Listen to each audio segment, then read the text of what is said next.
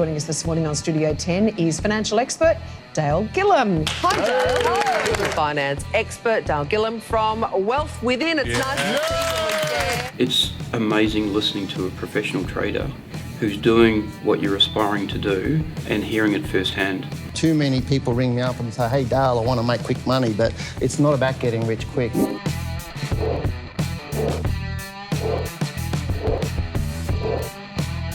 I think we can go for about 4 hours, but I'm not sure my wife would like that. So I'd say congratulations for putting your time and effort out there, because you probably don't really have to do it. You're successful traders in your own right. Thank you very much for opening up my mind with trading. So of course you can succeed, of course you can, and you're the only one holding yourself back or succeeding, and that feels very empowering actually. A quick reminder before the show starts that this live stream is an educational tool, and as such your personal circumstances have not been considered. We hope you enjoyed this week's show. Good evening and welcome to Wealth Within Live, the Australian stock market show where you ask the questions and we give you the answers to all things trading and investing. Now, jokes aside, this week our chief analyst is back. We hope you had a good week and are ready for what I know will be another great stock market show tonight. There's always something interesting happening not only on the Australian market but also world markets. Now tonight, as always, we'll shed some light on the current market as we aim to inform and educate you on the realities of investing and trading. Our topic for tonight is how to select stocks to buy with a higher probability of making a profit.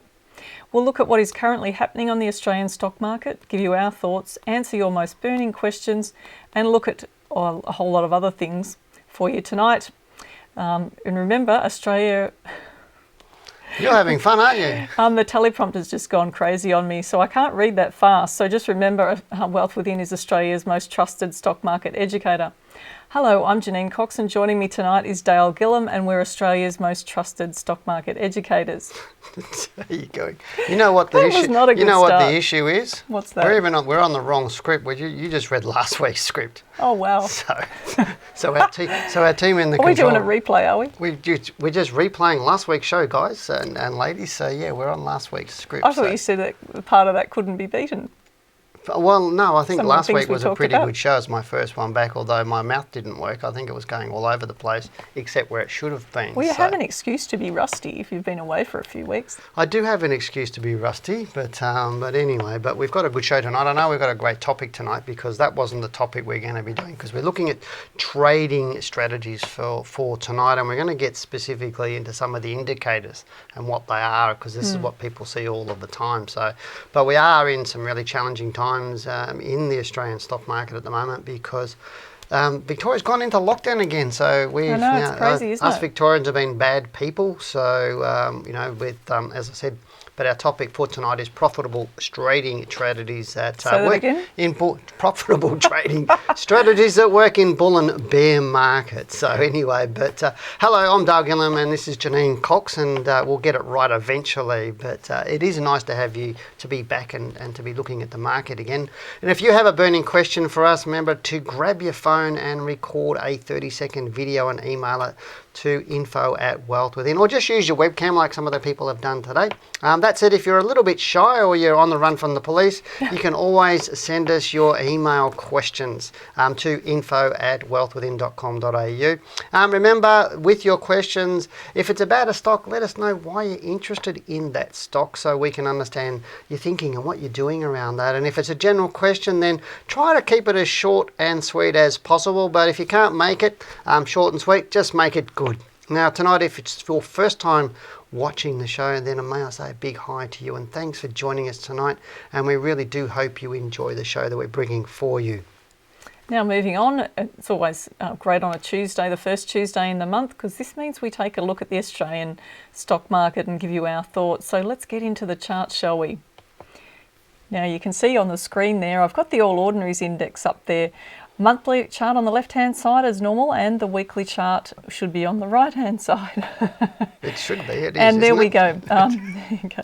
So you could see there the bigger picture analysis on the All Ordinaries Index, which is actually hidden because I haven't shown them the detail. But what we're seeing here is that the market's still above the 6,000 point mark.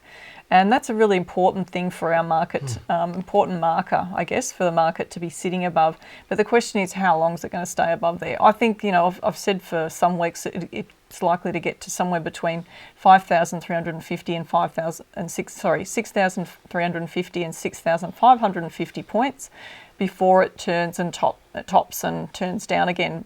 And it still may do that. Looking at last week's bar, and it's early in the week this week, so we could see a further rise up. But the market often will test the range of the previous week. So it's not unusual to see the market pull back early in the week and then move up later in the week. And that would be ideal if we want the market to go bullish again.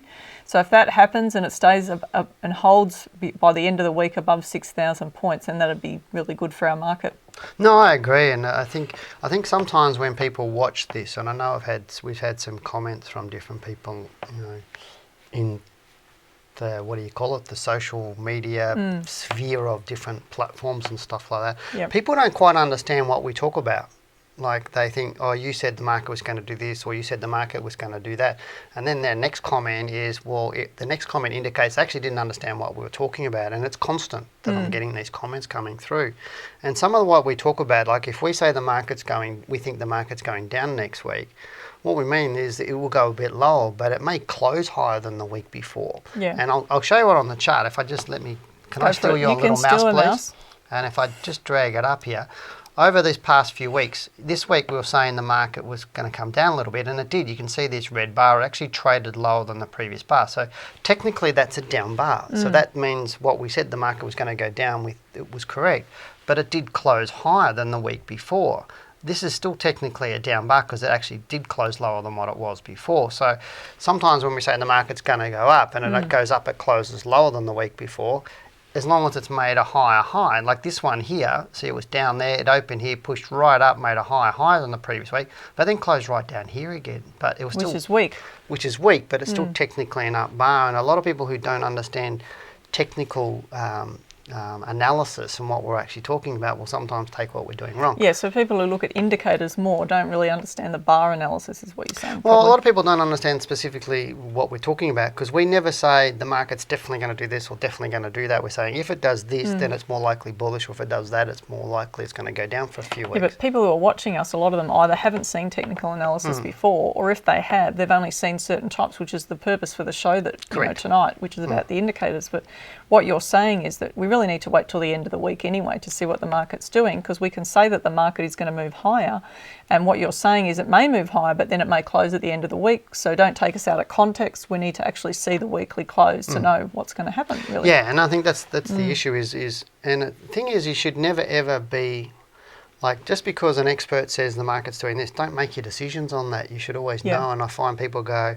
I sold that because you said X, or I bought in because you said Y. And it's like, well, no. Why would you do that? Why would you do that? And to me, just because we're saying the market, we think the market's going to go up next week, it's not us telling them to buy. Or we're saying, oh, look, I like that stock this week, or no, I don't really like it at the moment, it's probably going to go down for a week or two. Just because we're saying it's going to go down for a week or two doesn't mean we're saying to sell it. It just means we think it might go down for a week or two. But in our mind, it's long-term bullish or medium to longer-term bullish. So it's about having your own set of rules around that and strategies. Right now, yes, the market is more bullish than bearish, but and we do think it's possibly going to go up to 6,600 into that top end of the range, because it is going to be due for a more slightly bigger pullback coming in through into around September. That's my thinking at this point in time. Look, the market could be a bit unpredictable at the moment, so I think, like what you started talking about before, with them not reading too much into what we're saying at any point during the week, you really have to wait and look at it yourself to the weekly close and see what happens. So last week the market closed up. Doesn't mean just because the market closed up last week, it's more probable for the market to continue to rise, but it doesn't mean that it always will, because that all you have to do is look back over the history of the market on these weekly charts to see examples of that. So what Dale's saying is, don't necessarily just say, this is what you're saying, so therefore I'm taking some action on that. Have a look at a chart yourself, and if you're really struggling to read it, then you need to know more really about it, and to think about the psychology of the people behind it, and and how they're moving the market, because if they're opening the market low and they're closing it high, that's usually a good thing. That's usually a good thing. The other thing I wanted to bring up just really quickly before we move on is that I would suggest the majority of people, all they see is daily charts, because every app you open up or every broker platform or every platform that you open up, it just defaults to daily charts. And a lot of them default to line charts too. You see all those apps that are all just line charts because the screens aren't big enough to do what we do. So, and you're seeing people are not seeing this bigger picture that we're showing them, and the bigger picture is like it's like the bully in the playground. It's normally the biggest person in the playground's the bully, and so you need to look at the bigger, longer term moves to really understand what the shorter term moves are going to do. So, but we'll talk a little bit about that sort of stuff later on as we keep going into it. But I think we need to move on now to our first question, I think. Yep. It's time to get into the videos and emails. We enjoy the challenges to see how many we can get through for you. And what's exciting is we've been overrun with videos and emails, some longer than others. So I'm going to apologise now if we don't get to time to get through yours tonight. Now, first up is a video question from Lina or Lena. I'm not exactly sure how you say your name. It's about ResMed. So let's bring up his video now. Hey Dale and Janine, love you guys' approach to the stock market. I just have a quick question about ResMed. So I bought ResMed at $23 and in the past week or so it's gone up to $27. I've taken some profits, so I put $3,000 originally in and I've sold so that my stake now is also $3,000. I'm wondering if the market starts to go down again, when would be a good time to sell, and should I put a stop loss on this?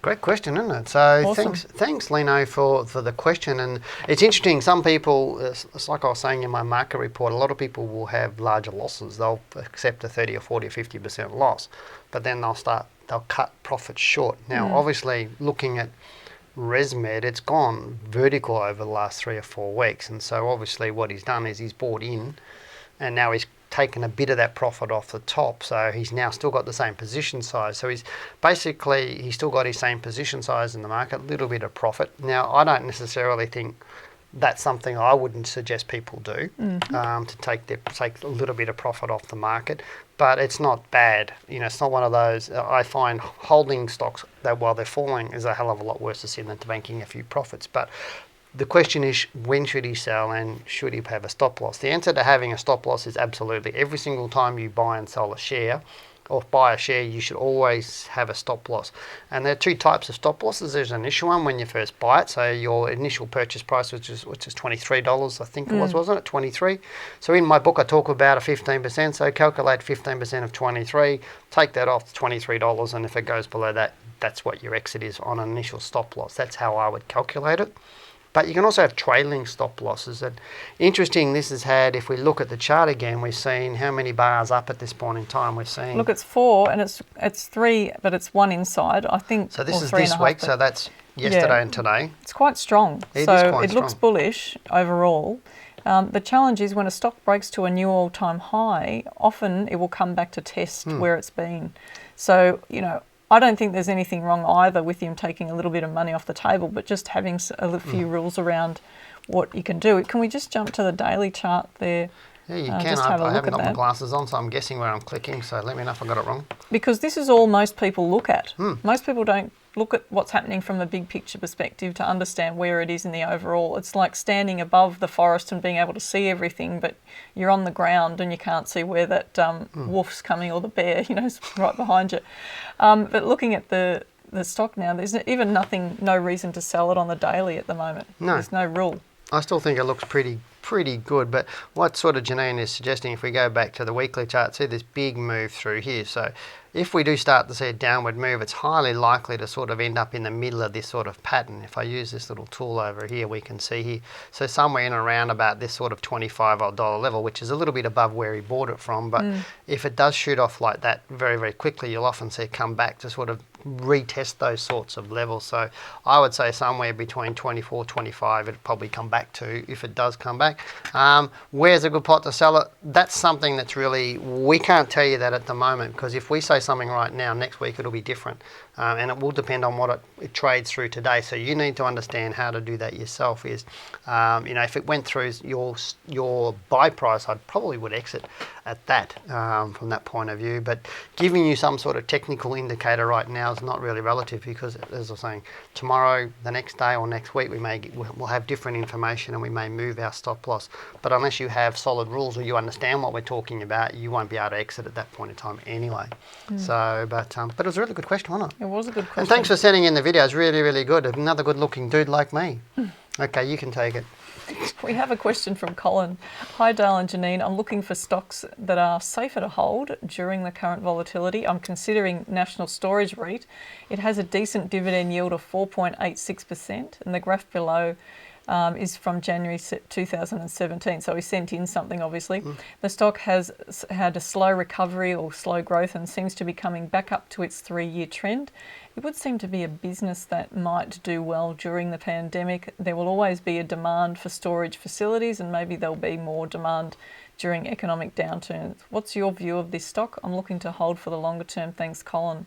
So he's thinking big picture about this company, but the interesting thing though is that I don't really care what business the company's in. It's more for me about, unless we're talking about looking at things from a sector point of view, but he is trying to think big picture in that way. But it's more, well, okay, tell me a bit about the stock. Well, for a start, there's not a lot of history on it if I'm just looking at the monthly chart. And looking at what COVID did to the stock gives you an idea about the volatility of the share. But the interesting thing is that I'm just looking for that price thing again. Yeah, it's the first one.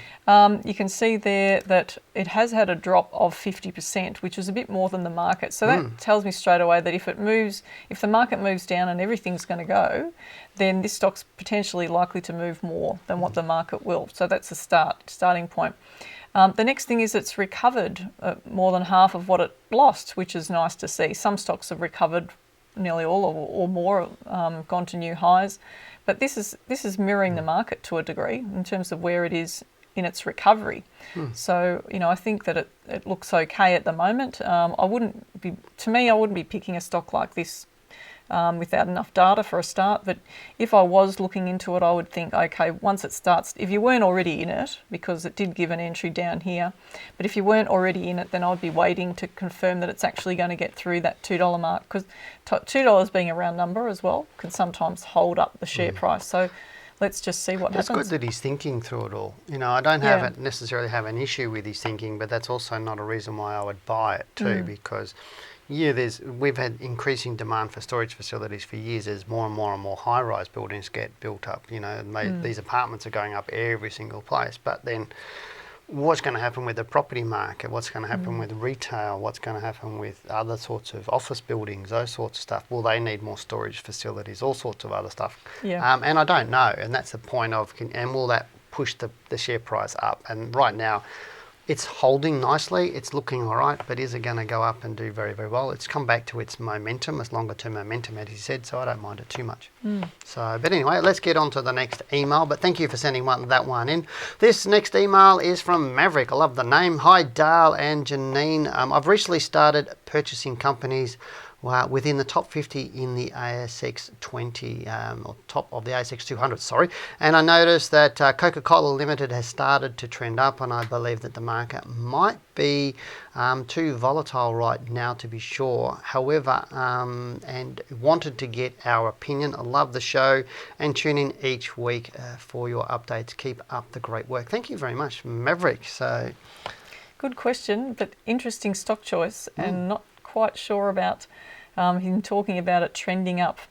It's very odd right now the way that it's unfolding. In fact, you can see here that the tops are getting lower from the bottom, that the bottoms are getting higher. So it's coming into an apex where, the equilibrium, if you like, where the buyers and the sellers are coming to some sort of an agreement, which is normally where you see a breakout one way or the other.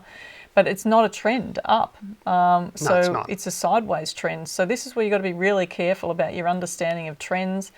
This is something we go into in absolute depth within the course, so that when you come out the other end, you will completely know how to review a stock and understand trends. Well, you have to know how to assess trends before you can even draw trend lines. So just be careful on that in terms of your interpretation.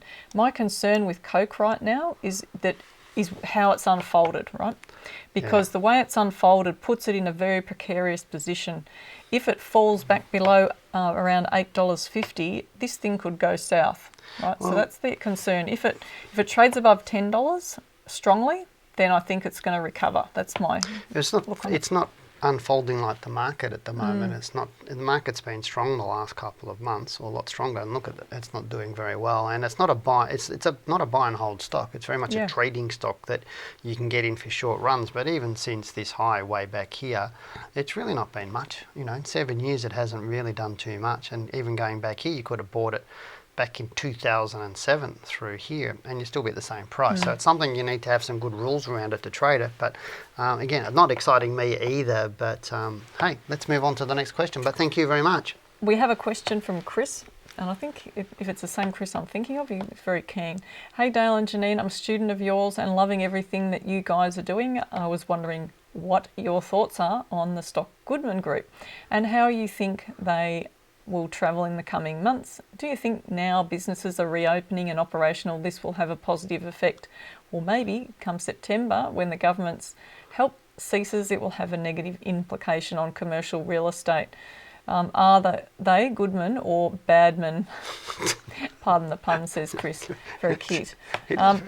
Yeah, so looking at Goodman, if I just bring that one up on the screen for you, you can see there it's actually done incredibly well. You know, and you've got to think that Goodman actually has investments in 17 different countries around the world. So it's actually spread and it's really diverse in terms of its exposure to that, but it's still within the commercial property market. So, you know, if commercial property goes down, then the value of these these big property companies generally falls. But I'm just quite impressed with how it's unfolded so far. So if this stock manages to stay above $14, I think it'll be doing really well.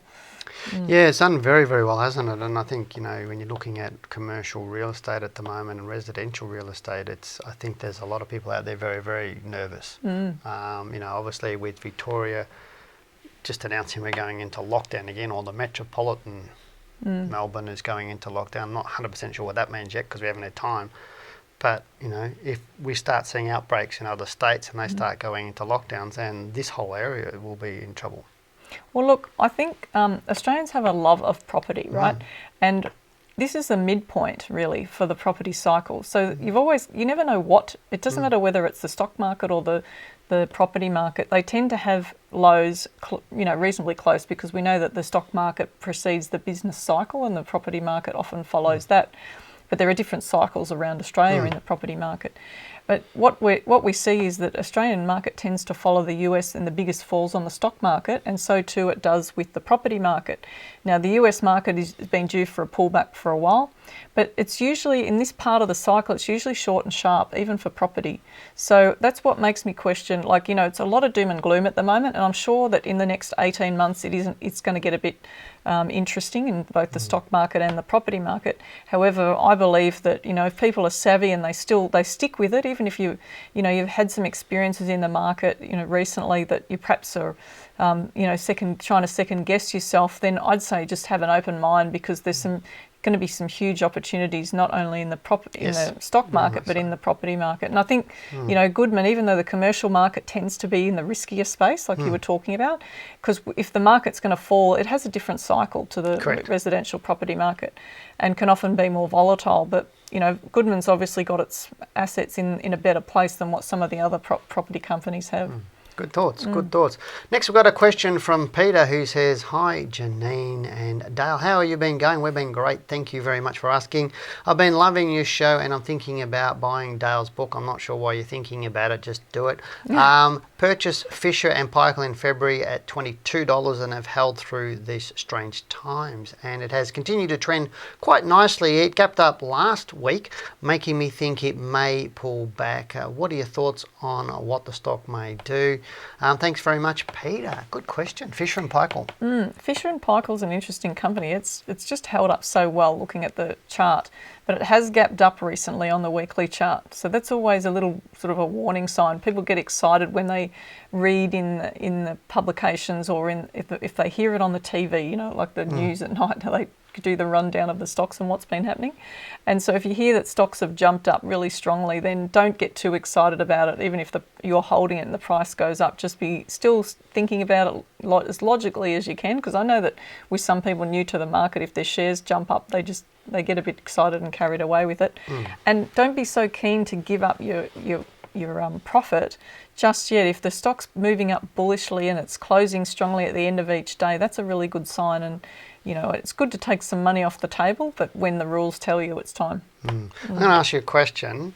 With the stock, I mean, obviously looking at this, it gapped up, which is what he talked about. It's had 1, 2, and so far this week, with only 2 days in it, it's gone up. Over the last week, I've seen a few of these stocks that have gone vertical like this, gapped up, gone vertical. What's that telling you in terms of if we're seeing a broad amount of stocks doing that sort of stuff or going vertical? What's that actually telling you? Depends what area of the market it's happening in. So, I mean, if it was the top end of the market we're seeing that in with the big stocks that dominate the market, then I'd be a bit more concerned about it and thinking that we could be coming into a significant peak. But if it's the middle of the range or stocks that are lower in terms of their market capitalisation, then I wouldn't be as concerned about it. I just think it was a bit more cyclical for those stocks. Cool, good answer. Let's get on to the next question then. Hey. Okay, we've got a great question from Cameron who says, "Hi Dale and Janine, I'm interested in your views on MRG Metals Limited. It has recently had good drilling results. I'm interested in taking a position. I can see it has some resistance around 11-cent mark, but has some clean air above this." I like his talk there. Clean air. Blue sky, we say. With a target price of around 20 cents. It has had a little bit more volume over the last few weeks. I've read both of your books, Dale, and have a long-term plan based on this, so thank you. And exclamation, regards Cameron. He's very excited. He is very excited. Thanks, Cameron. So let's bring up the stock. Yeah, let's look at this one. So there's not a lot of history here. It goes back to 2011, but it's really highly illiquid. There's not a lot of history with reasonable volume in it, I'd say. So over the last 6 months, there's probably been more volume. But what does that show you? I mean, it shows you that the interest has only really been there more recently. COVID has pushed it dramatically. So it went from a high of about 30 cents recently with COVID down to 4. So this is an example of, why you don't get into these types of shares. I would say steer clear. Yeah. Personally, I don't care if this thing goes off, and you could just as easily put your money in it and then you do your dough again. Well, how many stocks have you heard of that had good drilling results?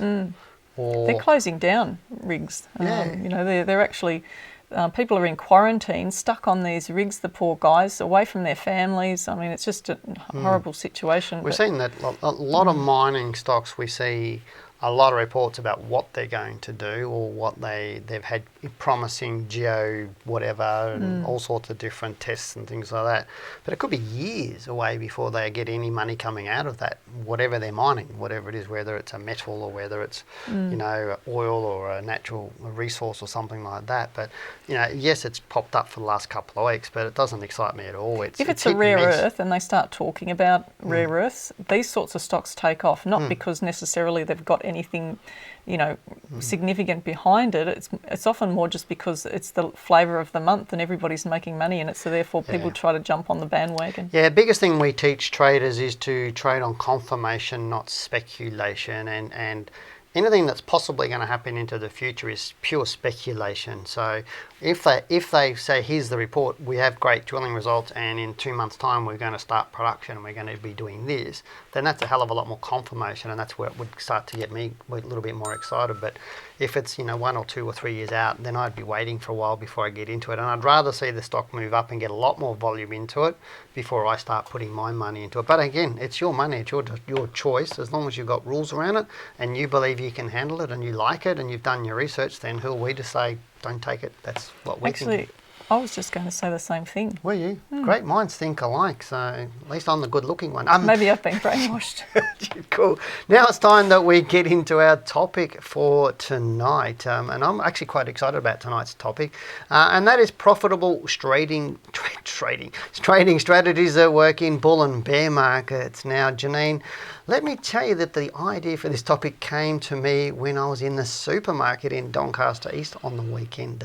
Occasionally go over to Doncaster Doncaster East for the supermarket. Now, I was in the meat department and I was looking longingly at the steaks and trying to work out how they will fit into my vegan diet when this young man working there came past and recognised me from our show. And then this lovely young guy asked if it was okay to chat to me for a little bit, as he had a few questions. And so I think we chatted about 15 or 20 minutes in the meat department. And his questions were the same that I get from many people who are new to the market. And it's sort of like, it's almost like a deja vu when you meet some of these people. Lovely young kid, but he had those same questions. And for those new to the market, it really can seem overwhelming trying to identify which trading strategies to apply in order to profit from the stock market. Now, this young guy was showing me a plethora of information on his mobile phone, and I didn't have my glasses and he was shoving it in front of my face going, well, what do you think about that? And I couldn't even see it.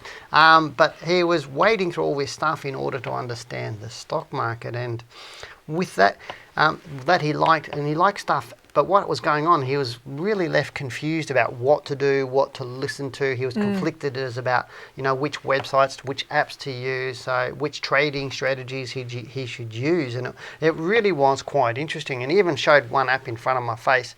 And he goes, what do you think of these? And I said, I don't even know who they are. And he goes, oh, they know all the secret trading that's happening on the market. and yeah, I didn't laugh. I bit my tongue because I was going to laugh, but nobody knows that. And I said, but my answer to him, I said, does this website want you to subscribe to it? And he goes, yeah. And I said, well, that's why they're telling you that, because nobody knows that. It's not possible. I said, as a fund manager, you'll never know what I'm doing. And he went, oh. And I said, so how will they know what I'm doing? They won't. And they don't ever. So there's lots of stuff. But anyway, let's move on. I digress.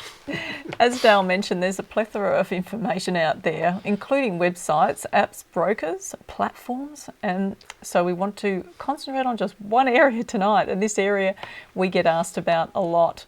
And that is technical indicators as trading strategies. Now, basically, indicators can be broken down into these areas. Now, trend following indicators, momentum indicators, and oscillators. And we're going to begin by discussing each of these and then moving on to explore the more common types of indicators. We're going to show you some on the charts as well. Now, the first is trend following indicators. Now, these are commonly known as moving averages and are most universally used as most technical indicators. Another one is moving averages. Were also developed to measure the change in price over n number of periods, and as such they are said to follow the movement or the trend of price. And indeed the concept of moving averages is simply to smooth the closing price over a period to a line that represents the trend of the price. And that's pretty much how simple that is. Then we have momentum indicators. Now, a momentum indicator is a basic oscillator that simply measures the rate of change in price or the speed at which price is changing.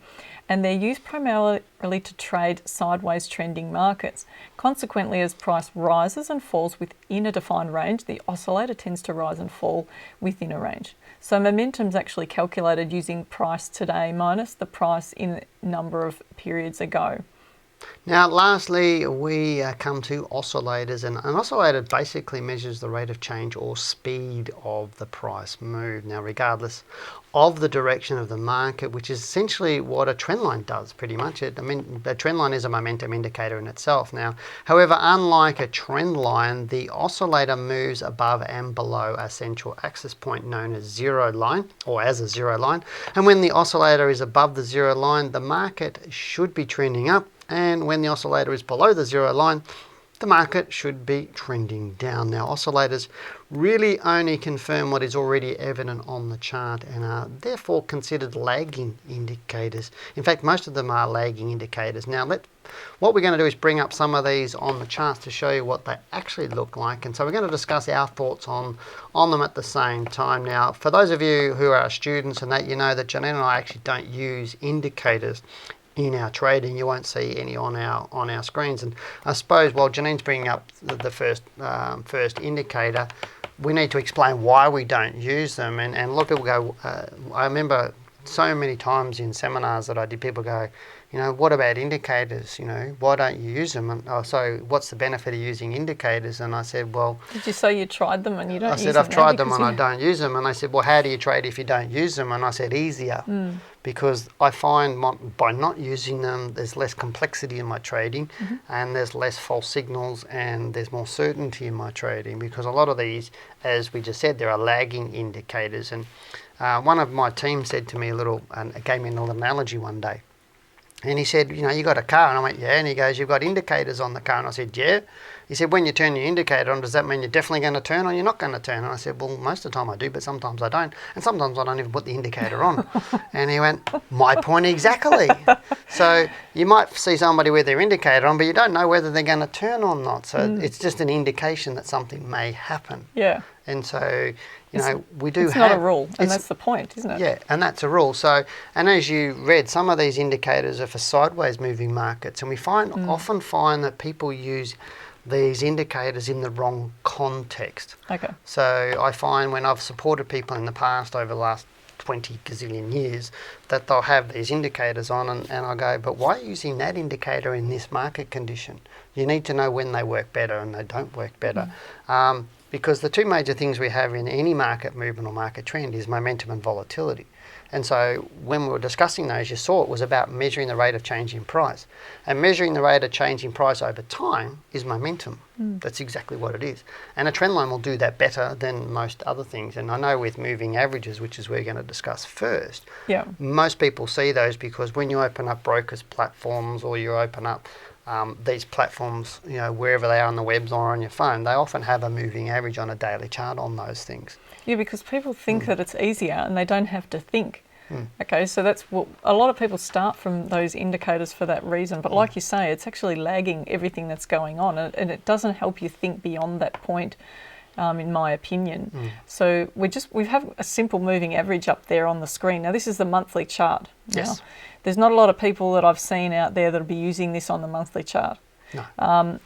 When I first started doing analysis, I mean, I've used them, you've used them when you first started. Correct. And this is why we're talking about it now, because we've been there, so we know some of the pitfalls in terms of analysis. But a lot of these things are designed for daily charts, which is really a concern. So especially some of the oscillators that we're going to get into down the track, because that actually draws people into looking at the too much into that detail and the wrong thing, instead of actually being able to do the analysis and see what's really going on, like being able to see the wood for the trees. Yeah, and that's what we often say what we say to our students is you need to be able to read the chart itself, and the indicators, you can lay them up later on. Because I mean, even when on my trip, I met up one of the traders in Canberra, and he had all these indicators on his chart, and he was only part way through the course. He says, "What do you think of this?" And I said, "Well, does it work for you?" And he goes, "Yeah." But I also said, "Well, how does it work for you?" And he started trying to explain. I said, "That sounds really complex." And he goes, "It is." I said, "Well, why don't you make your life simpler by looking at the chart and telling me what it's doing, because that will simplify his life."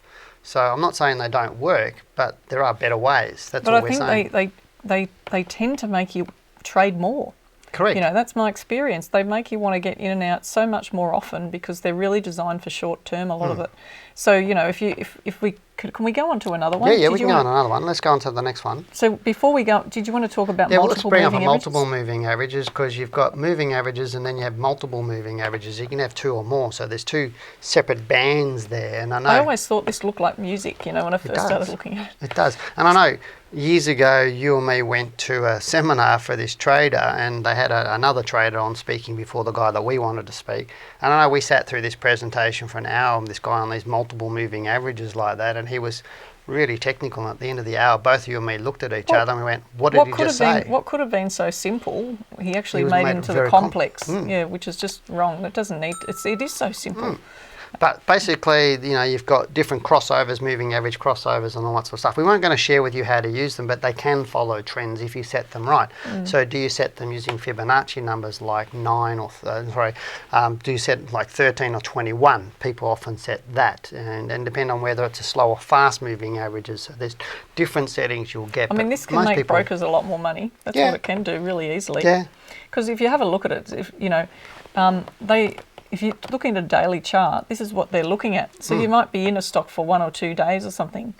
If it takes a run, you might be in it for a few days, but then you're out of it again. So what you were highlighting is this can often make brokers heaps of money. I remember you talking about it in the past, but it doesn't allow people to hold on to the stocks long enough to make a decent profit. And it means you could be, this could become a full-time job rather than what it should be. Yeah, well, my research, I did a lot of research into moving averages versus the trend lines that we do.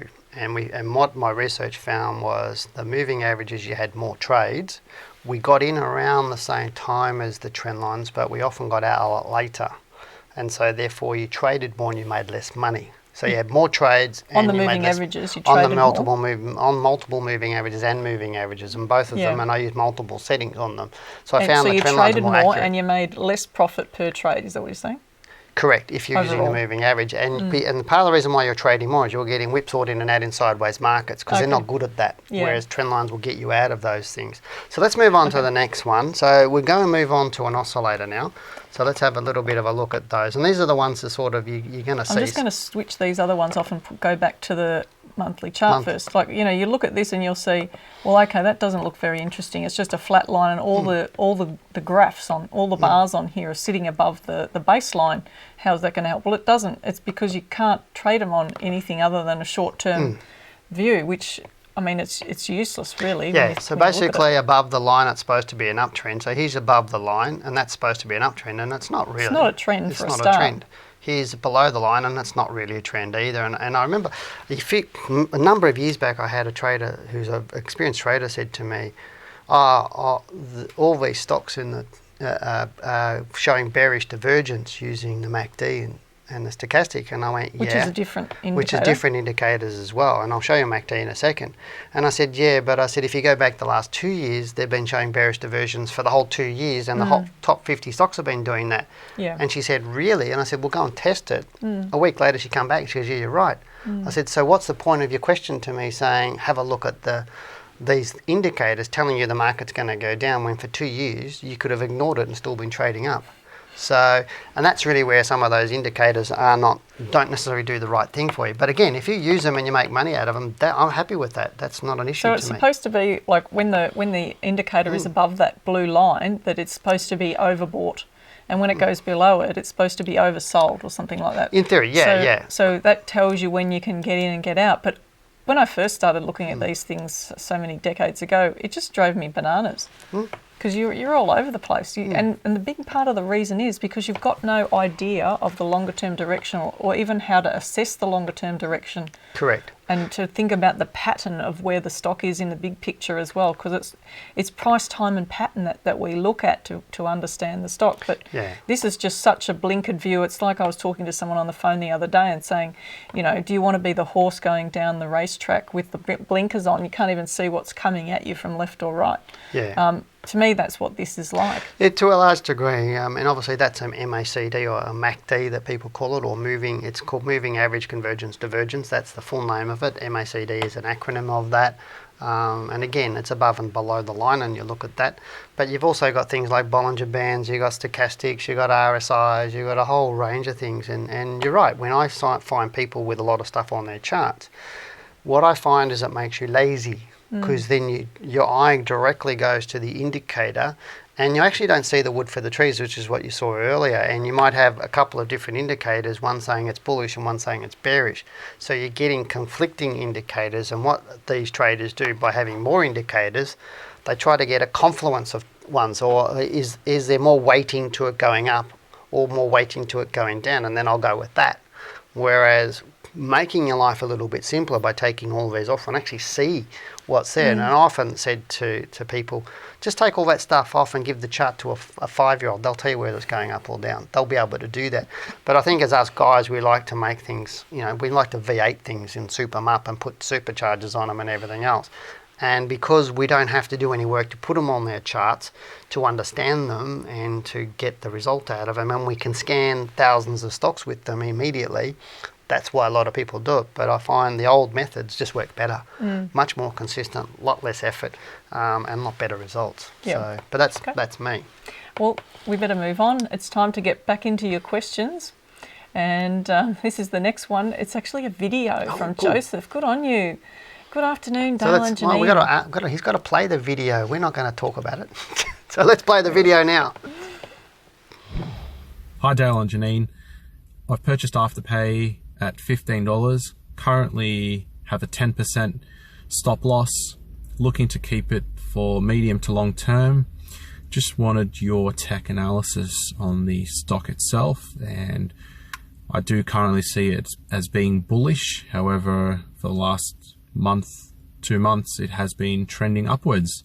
Would like your sort of analysis on that, I suppose. That'd be greatly appreciated. And love your work. Well done on the videos. Doing a fantastic job. Thanks. Another fantastic question, wasn't it, from Joseph? Yeah, I got carried away there, didn't I? Look, I know you would. I was so excited about the fact that we had another video question. Thank you, Joseph. Doesn't take much, does it? Look, I was going to be the gentle woman and offer you the opportunity to have a discussion on this share. You go. I'm the gentleman here. I've been told I have to be a gentleman by my wife, so you go. Okay. All right. Looking at the stock, you can see the last 3 months have been up really strongly, which is fantastic for the share. So people have been riding that one. And the funny thing was that there wasn't even an entry rule on it on the weekly chart, not a one. So looking at it now, we can see that it is trading to around $70. Oh, look, I think that there's a potential for it to go higher, but this current month and last month being such a big swing down and then swinging back up again, I think it might take a breather for a little while. So there's no indication of that yet though, so it's still early days. You know, we can still see here on the daily chart that it's slowing down the last couple of days, but that doesn't mean it's going to come back just yet. If it did come back and settle, it may pull back to around the $60 mark in so doing, but it still looks strong. But he's got a stop loss on it, so that's good. So stay with it. Yeah, that's good. Look, I mean, I guess if you were asking me, well, like, you know, if I held the stock, if you're asking me where I'd set my stop loss, well, there's not a big choice, but I would probably set it around the low of the last week's bar for now and just wait and see. So around 56 roughly I'd be setting around that there, sort of stuff. just to see, because if it goes below there, you know that it's more likely to go back down and fill that big gap down low. Yeah, but normally when you see stocks, and it's about momentum, because we were talking about that a minute ago, and if I use one of my little trend lines here, and I just do a little line here, and they say, okay, so that's roughly the momentum of this stock in terms of how it's unfolding in time and price, or the rate of change in time and price, which we were talking about with the indicators. This rate of change in price is very, very high. So this would be in the overbought section on those indicators. Yeah, but it may not be time to sell it yet. But it may not be time to sell it. Yeah. So the indicators would probably be looking at you would have taken you out long ago. Yeah, they'd be saying get out, get out. I mean, obviously with a moving average, it wouldn't be doing that at the moment. It wouldn't be crossing the moving average to get you out.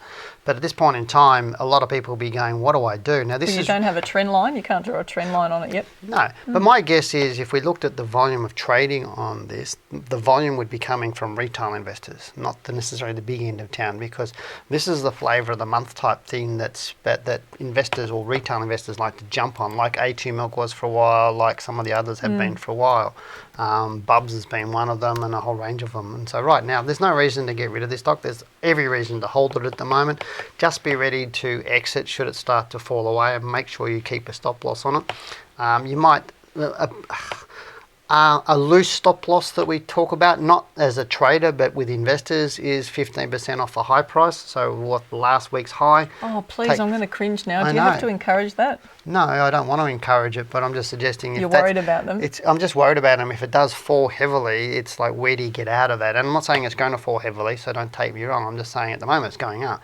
But you need to have some line in the sand that if it does fall away, where am I going to get out? And with brokerage so cheap, what's the big issue? Yeah, but a percentage, you don't even use that yourself, and you tell people most times not to. Yeah, but not everybody's an educated trader. And that's the challenge for them, isn't it? And that's the challenge for them. You know, what do? They're basically left out there with nothing if they don't have any rules. Correct. So it is a rule for people that don't have a high level of knowledge in trading.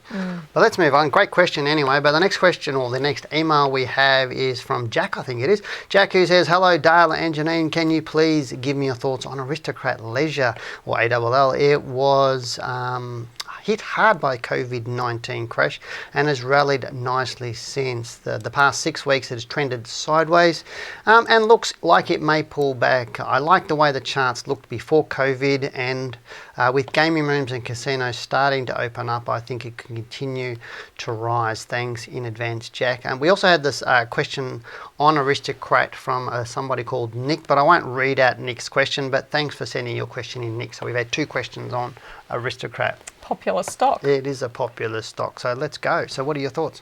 Look, I mean, looking at it now, it looks okay. It hasn't recovered quite 50% of what it's fallen, which gives you some indication about where it's likely to be if there is another pullback on the market. And I think he's highlighted some good points in terms of, okay, while the casinos may be getting people back, and these guys actually create the programs that they put in those machines for the pokies. So, and I'm not sure what else they do, but I know that's a big area that they were in. So, if people are not playing the pokies and there's no demand for new games, then the share price is going to languish. However, we're going to be in a situation with COVID for a long time of on and off. It's not going to be, let's put the accelerator back on, everything's going to get back to normal quickly. I mean, Victoria's gone into a lockdown again, so let's face it, not all of Victoria, but around the Melbourne metro area. So let's face it, we could see this sort of thing happen around the country again.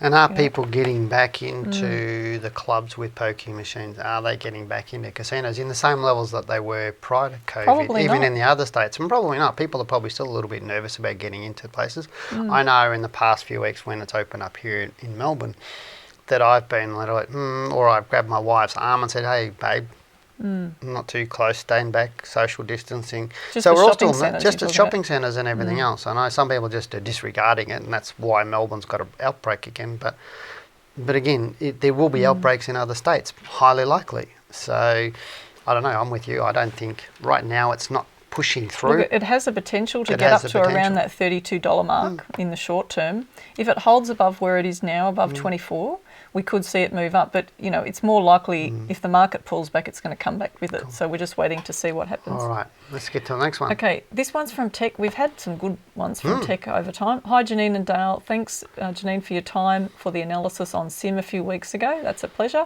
As you mentioned on the show, the stock traded lower and hit the $23 mark last week. Do you believe the stock has finished the short-term pullback and will start to rise from here, or it has more downside before it starts again? I'm glad I was able to find your new book, Dale, in the local bookshop at the Dimox bookshop. I read your first few years ago, and I cannot wait to finish this one. Many thanks for your help. Kind regards, Tech. Cool. So that's a good one. Yeah, I found my book in Dimox in Sydney, did I tell you? When I was in this, I did. Okay. Go to Dimox, buy my book. Okay, next. CIMIC, okay. So we can see there that it's held, it's held its ground reasonably well. So it did reverse this week here. So I'll just highlight it. Looking at the long-term picture, the challenge with SIM right now is the ownership of the stock. So it's not likely to go gangbusters and be in huge demand because there's one company that owns the bulk of the shares right now. So they could be talking, I'm not saying they, but I'm saying that some people in the market may talk the share down. There's a potential for that when these sorts of things happen. I'm not saying CIMIC in particular. I'm just saying that I've seen so many things over the years unfold. So looking at the stock right now, it could actually end up trading below the low of this low. So that was always my concern, that low may get taken out if it continues to fall.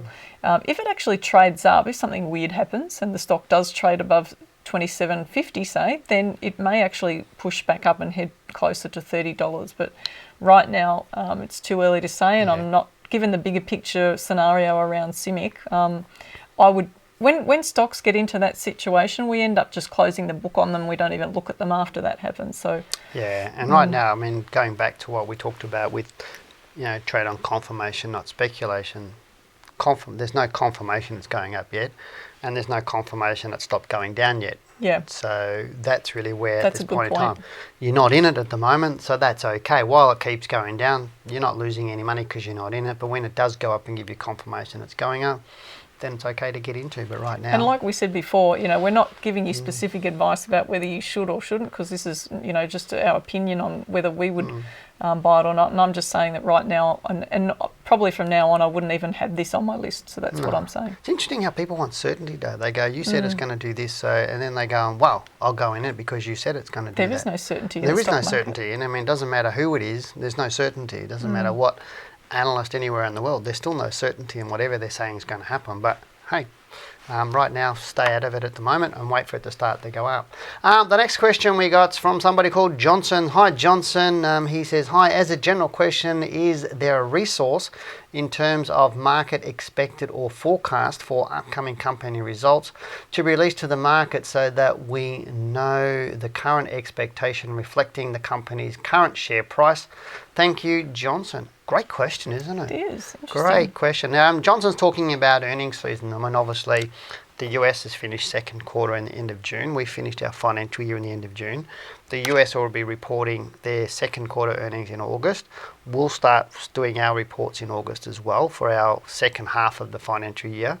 That'll start August, September. So I know you can get lists of when all the reporting happens. So what dates, which companies are reporting. They're easy to find. You just go into Google and say reporting season calendar, and you'll have all the dates for the US and you'll have all the dates for Australia, which companies and what they're actually doing. But what he's asking, what Johnson's asking is, how do you gauge, or I'm assuming he's saying, how do we gauge whether it's going to be a good or bad report? And that's the hard part, isn't it? I mean, I guess so, but I mean, the fundamentals I've never had a lot of faith in anyway, and that was particularly evident to me whenever there was a big market correction. That was the thing that showed up how the fundamentals don't work.